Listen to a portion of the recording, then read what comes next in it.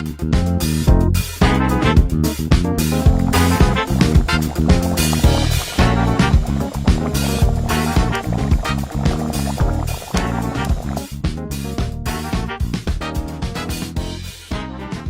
back to my flavor maps. I'm Charlie, and today we're exploring how to build big flavors for one person from a small schoolie.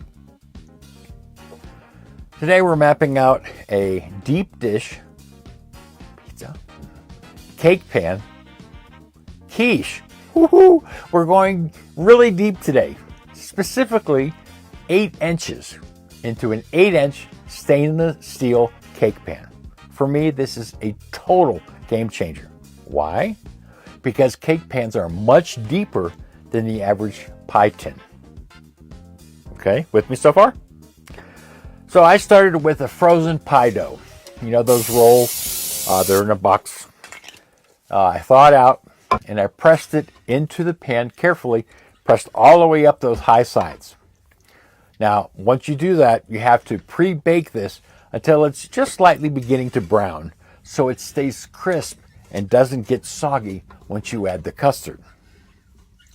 Now for this one, I used a parchment liner. I sprayed it with a little vegetable oil. Now, to be honest, I'm not sure. I'm undecided if I would do that every time, but it worked for this recipe.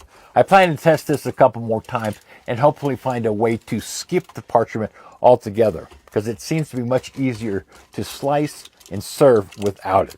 I'll let you know when I have a definitive answer on that one, okay? So now we got the crust in there. It's the layering map. We're doing 6 layers for a maximum of flavors. We're going to do spinach, meat, cheese. Then we're going to repeat it, okay? Again, 3 and 3, 6, right? One of the great things about this kind of quiche is that you can be as creative as you want to be. Now I'm doing a half and half split. Spinach, crispy bacon, and Gruyere on one side. Spinach, cubed ham, and cheddar on the other side. Now whether you're doing a split version like this or a simplified version, the pan gets packed, really packed tight. That means that the custard, it's real simple. It's 6 eggs, a half a cup of milk, a half a cup of cream, and spices like, what have I got in? I got nutmeg and thyme and garlic powder and so forth.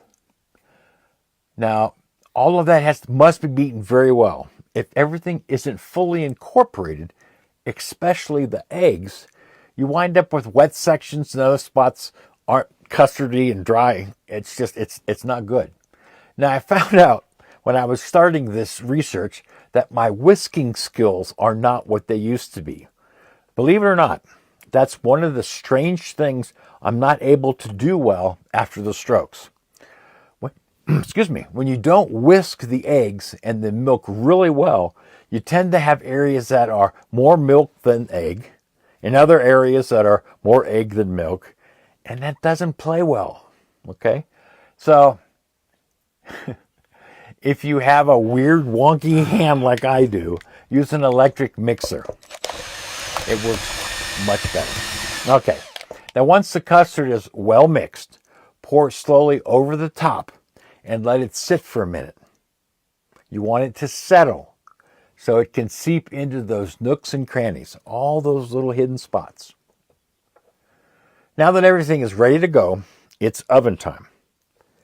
Because this is a much deeper than a standard quiche, we have to reduce the heat and increase the cook time. Now for this particular mixture, I did 325 degrees Fahrenheit for about 65 minutes. This was until the center is set and a knife inserted came out clean. The internal temperature should reach about 160 degrees if you're using an instant read thermometer. Okay, you want to also check that in the center. When you know it's there, it's perfectly cooked and safe to eat.